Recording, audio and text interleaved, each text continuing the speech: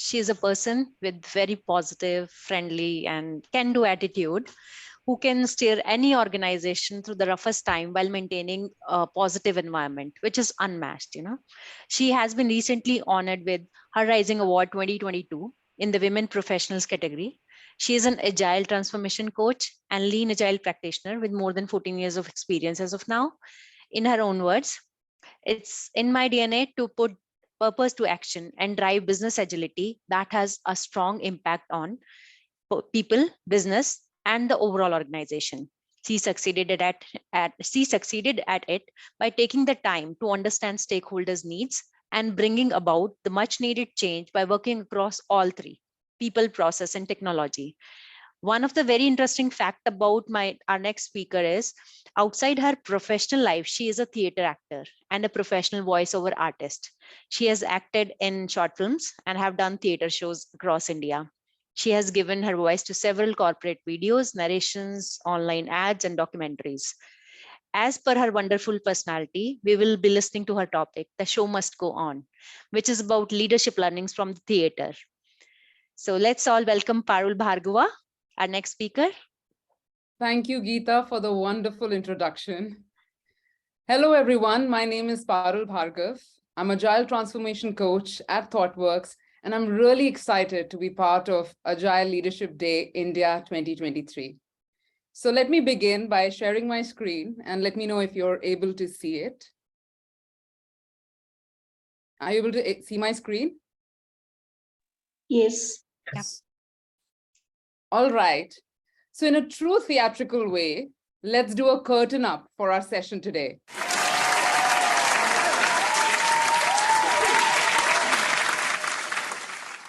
Thank you. There are two things that I'm really passionate about. One is agility, and the other is theater. According to Forbes, leadership is 10% work and 90% people.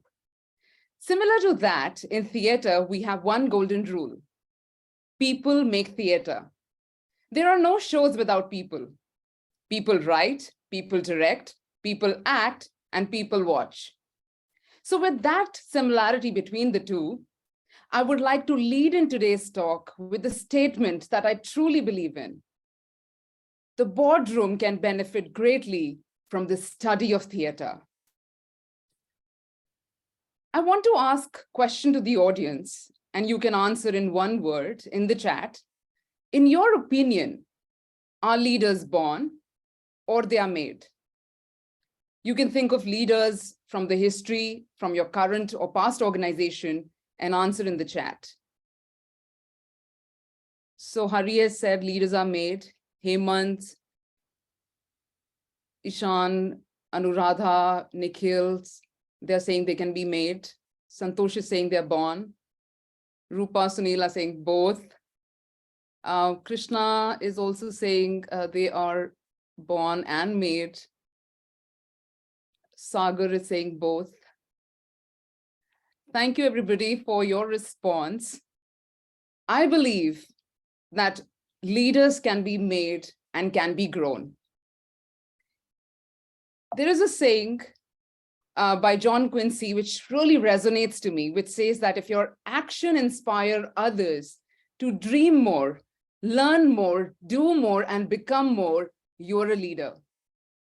You do not have to be a designated leader to be a true leader. Let me repeat this for you. You do not have to be a designated leader to be a true leader. We are going to explore a lot of that in today's session, so stay tuned. So I want to ask the audience again. So can you guess the person in the picture and what role is she playing? Any guesses? You can put that in the chat.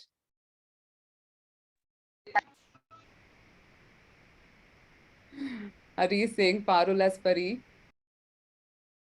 Any guesses? What role is she playing?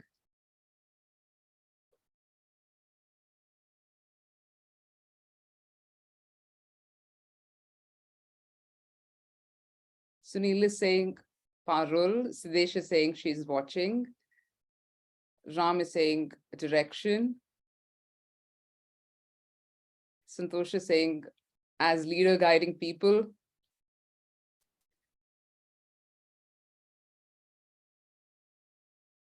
She's saying Parul and leading.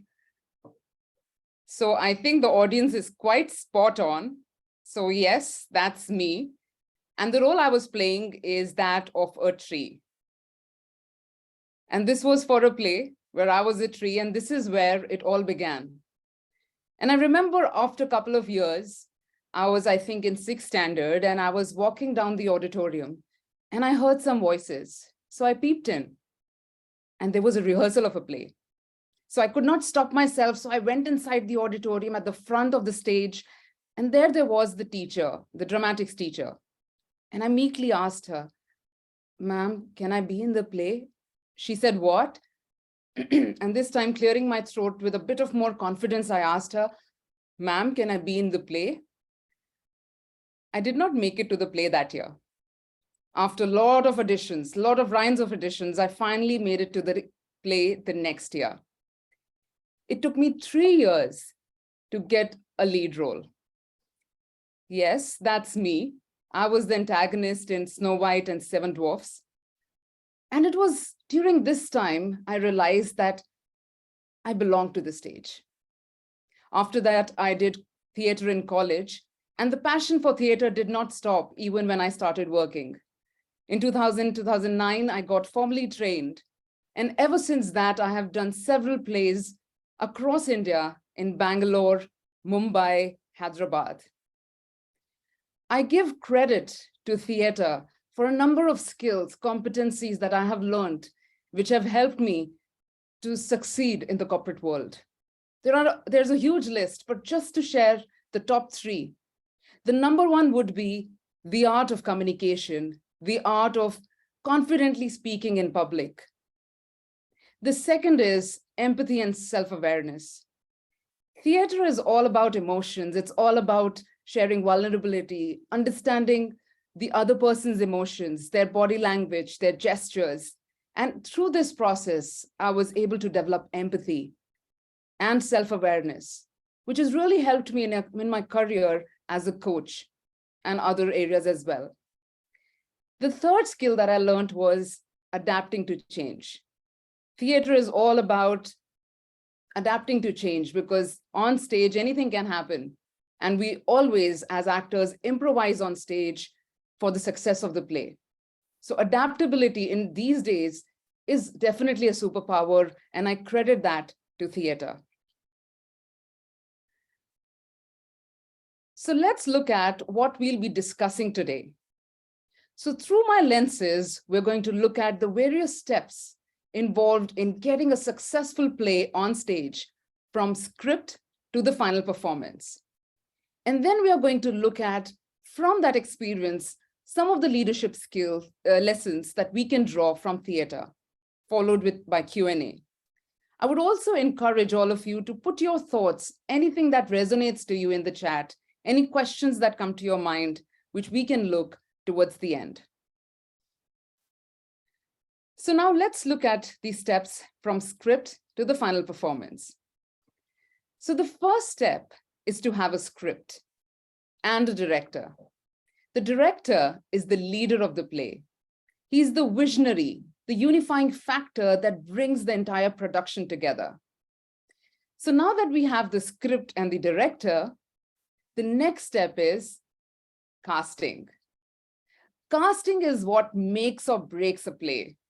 It is selecting the right people for the play, which is so crucial for the success.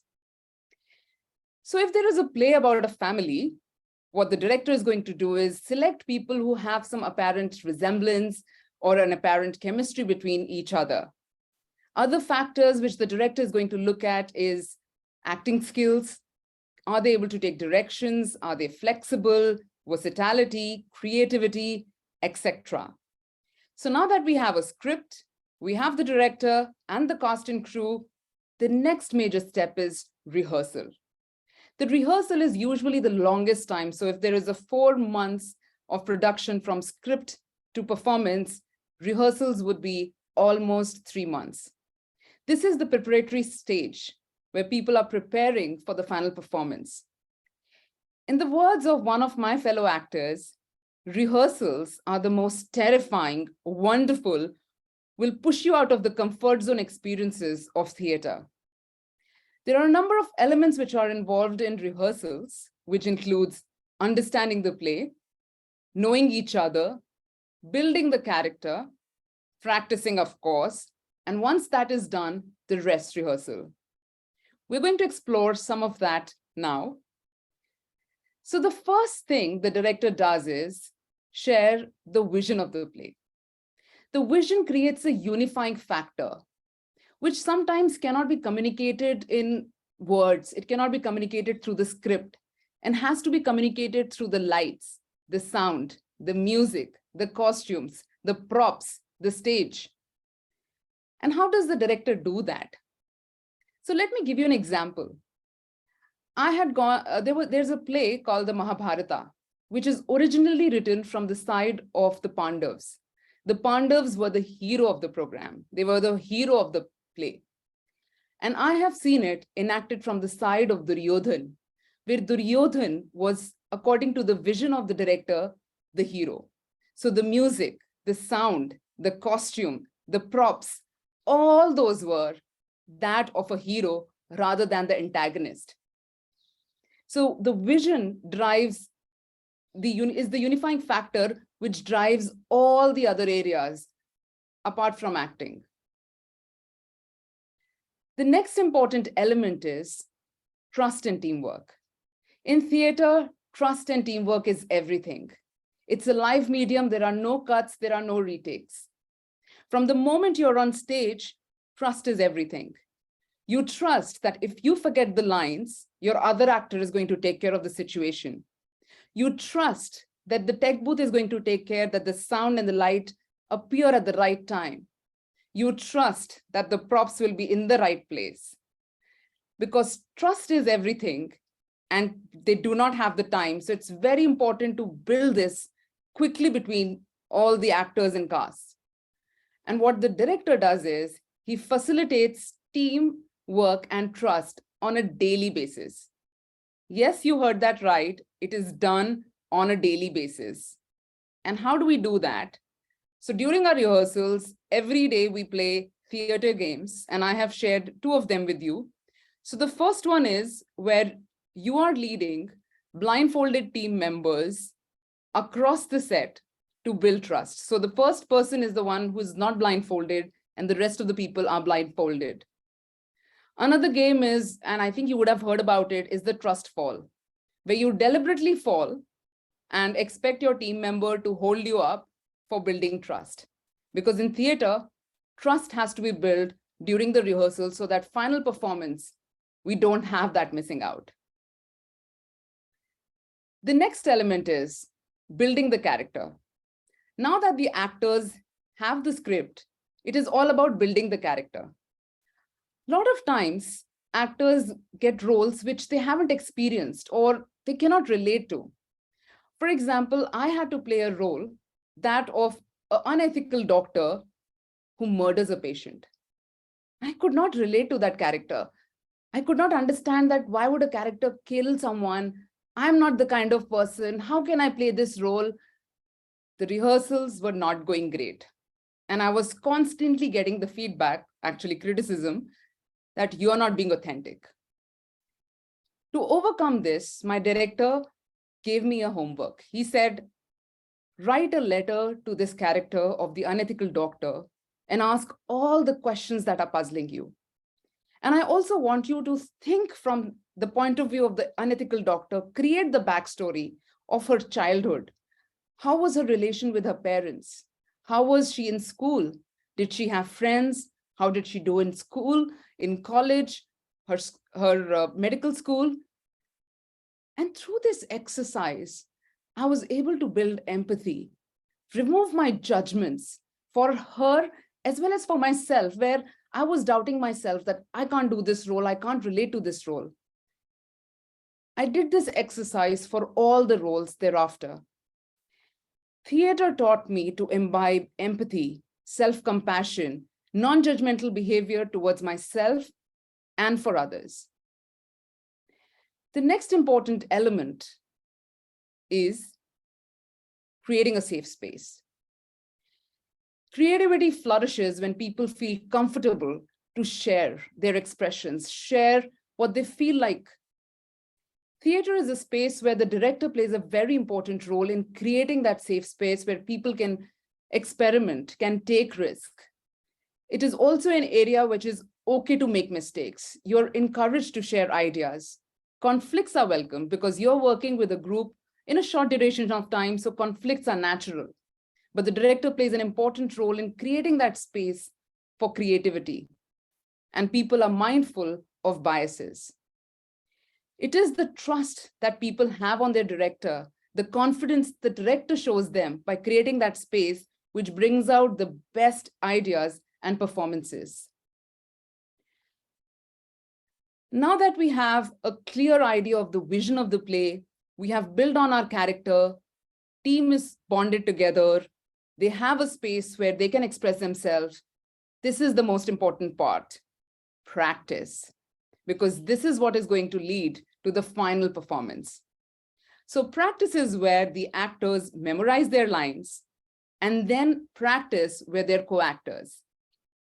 It is also the place where the actors and the backstage, which is the sound, light, costumes, props, the entire team works together.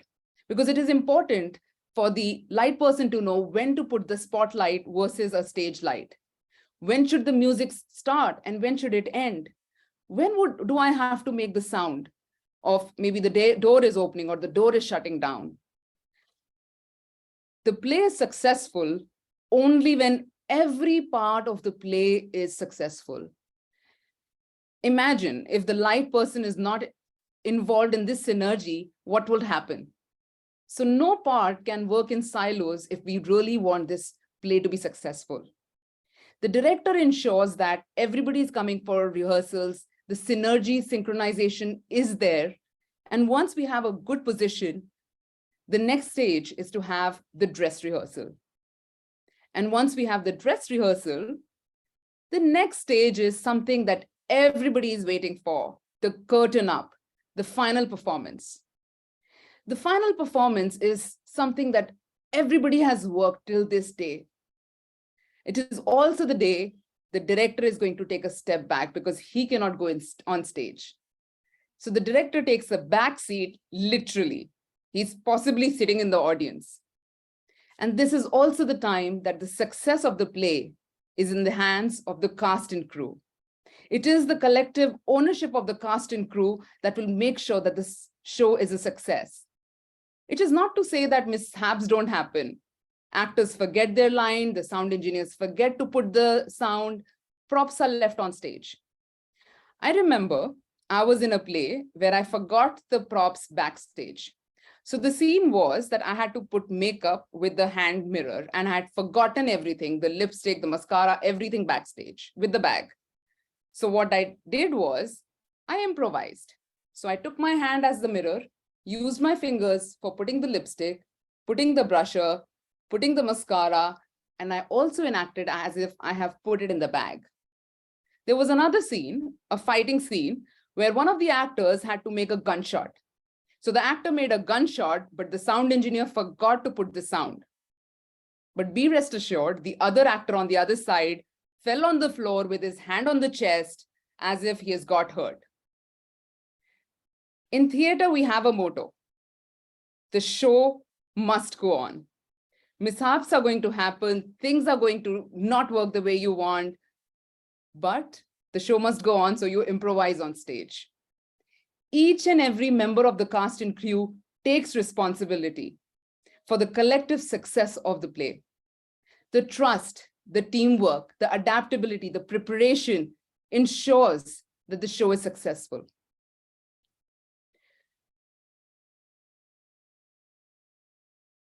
So before I move forward, I want to pause. And I have a question for the audience, and I want you to put it in the chat. So from whatever we have discussed in terms of the director selecting the people for the play, finding the vision for the play, sharing the roles and responsibility of the cast and crew, moving to creating an environment in which people can share freely, building on the character, building empathy, and to the final performance where adaptability is what the team uses to ensure that they are working together. I have a question for the audience. What resonates to you when you look at leadership in your organization from the perspective of the director, the actors, and the entire process from script to performance that we have discussed? Any thoughts?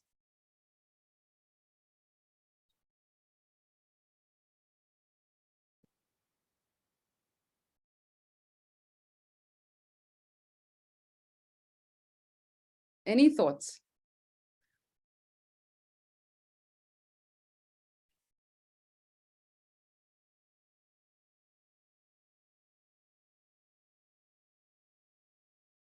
Leading to forefront, Anuradha is saying. Hemant is mentioning director.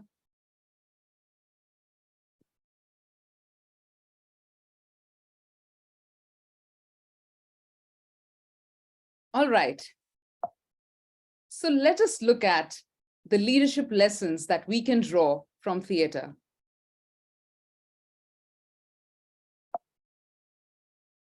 So the first lesson is motivate with vision and purpose. The director starts with the vision. He starts with the vision to create a unifying factor which is going to help the cast and crew to move forward for the play. Similarly, the leaders need to play an important role in sharing the vision, the why, the North Star, and then collectively working on a common purpose. According to Daniel Pink, in his book, he mentioned that it is okay if people are driven to mastery. It is okay if they have autonomy, but if they do not have a purpose, they have nothing. Having a shared purpose drives people as a group to achieve the goals. I call it the 3 C's process of communication, co-creation, and commitment. The leaders need to clearly communicate the vision. They need to work with the team to co-create the purpose and the goals. Because when people feel that they have a part in the goals and the purpose, it drives them to commitment. So the first lesson that we learn is motivate with vision and purpose.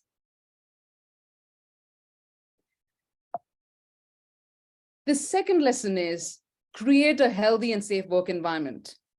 The director plays a very important role in creating an environment in which people can express themselves, can experiment, take risk. It is important that leaders in agile organizations create an environment where people feel comfortable to ask for help, sharing suggestions, challenging the status quo. I want the audience to reflect that how do you think you feel when you have this kind of environment? How do you feel? When organizations have such an environment, what it leads to is innovation. It leads to motivated employees. It leads to having, you're able to use the diversity in the right way, and you have adaptable people. I have a tip for leadership. So the tip is that walk the talk when it comes to open door policy, which means that if you ask your team for ideas, pause, let them finish before you make a comment. Avoid the urge to yes, but the ideas. What does yes, but the idea mean? It means that when people share their ideas, leaders or people respond by saying, yes, but this is not possible. Yes, but we do not have the budget for this. Yes, but it does not work in our organization because. So we need to create an environment where people can flourish, where they feel comfortable and they feel safe to work. The third lesson is teamwork is how the dream works. In theater, from actors to the stage crew, to the lighting, to sound, everybody has to come together to make this play a success. Similar to that, leaders need to foster collaboration. In the words of Peter Drucker, we need to focus on we and not I. And collaboration just doesn't happen like that. Leaders need to lead by example, break the silos, and encourage cross-functional collaboration. Top-down collaboration is very important and has a cascading effect on other levels. Recent studies have shown that silos exist because leaders at the top are siloed, which means that leaders at the top are not collaborating with one another. So if we want to foster an environment of collaboration, we need top-down collaboration. Henry Ford said that if everyone is moving forward together, then success takes care of itself. Together, everyone achieves more. Hey, Parul, I hate to interrupt, but time check. You have 5 more minutes. Yeah, that's fine. Thank you. The next lesson is lead with emotional intelligence. It is very important to understand that the director, do you remember my story where the director helped me to develop emotional intelligence? For actors, emotional intelligence is something which is imbibed in us. I want you to reflect and think about who are the leaders you enjoy most working with. What qualities do you see in those leaders? Any thoughts, you can put it in the chat. Any qualities that you see that makes you want to work for certain leaders?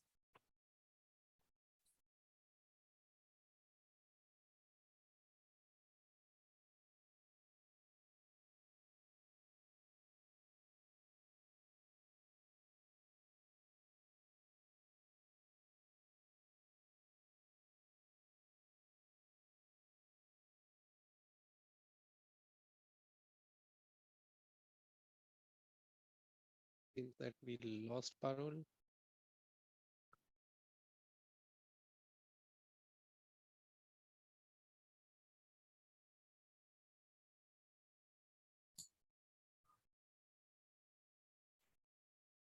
Parul, are you there? Our screen has been frozen. I think she's frozen. She may be joining soon. Let's see. Let's give her a minute. Maybe Yeah. some connectivity issues. So all these things happen.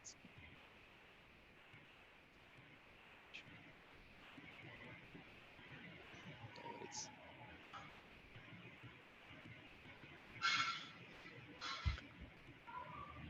So Siddesh, what kind of space you are looking for? A 30 by 40 apartment, 1,200 square feet. You want your leader to give you that that apartment?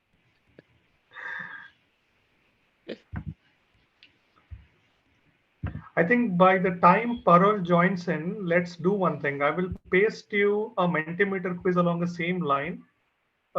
Just let me know once you're able to do it, and we will connect with Parul. So I've just pasted the link for Mentimeter, and you can use it.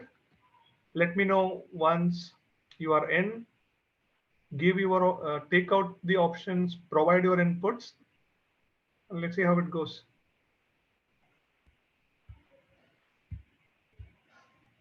She is back, I bet.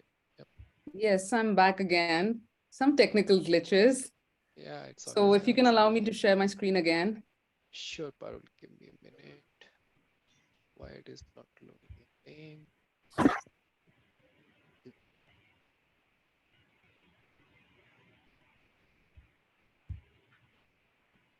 Yep, you should be all set. All right, thank you.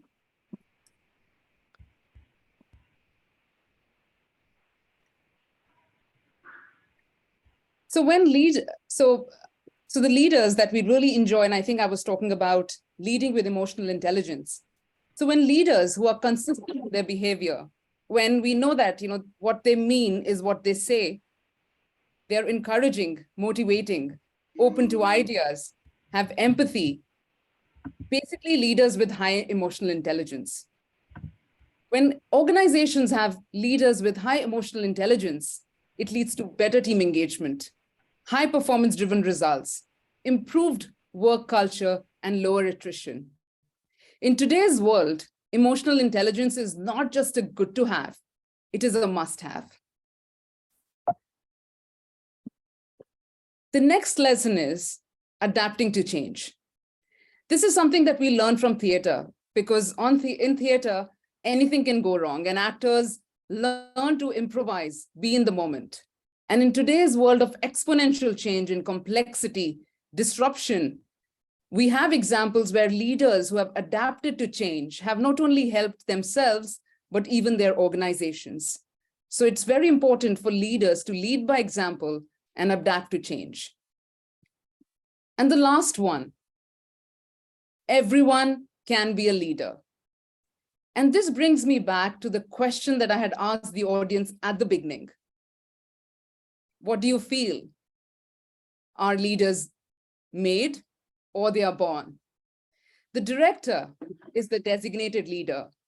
He is the one who selects the team, provides the team with a vision, make sure that everybody has clarity about their roles and responsibility, make sure that people are coming for rehearsals, making sure that everybody in the cast and crew, sound, music, light, everything is in synchrony. He makes sure that from script to the dress rehearsal, everything goes perfect. But when there is curtain up, when it's the final performance, it is the cast and crew. It is the collective ownership, the responsibility of the cast and crew, the self-organization nature of the cast and crew that makes sure that the show is a success. It is at that moment that actors in the cast are the leaders. So like the director empowers actors to be leaders, best leaders empower people to be leaders, because it is through the empowerment of the director that the actors are able to take that responsibility. What does empower people mean? Is to empower people to make decisions, just like the actors are able to do it, make mistakes and learn, innovate and take risks. And I want to leave you with a statement by Ronald Reagan, which I truly believe in. The greatest leader is not necessarily the one who does the greatest things. He is the one who gets the people to do the greatest things. The greatest leader is the one who gets the people to do the greatest things. Everybody can be a leader. With that, thank you everybody for attending. Thank you. Thanks, Parul, for the wonderful session as such too. It was a very nice talk. To be frank with you, my son enjoyed that talk too. So he was sitting next to me, though slightly lesser than a teenager. He was really interacting with me on that, and it was a really motivating session for the leaders as well. So that's very good talk. Thanks for it. Thank you. So.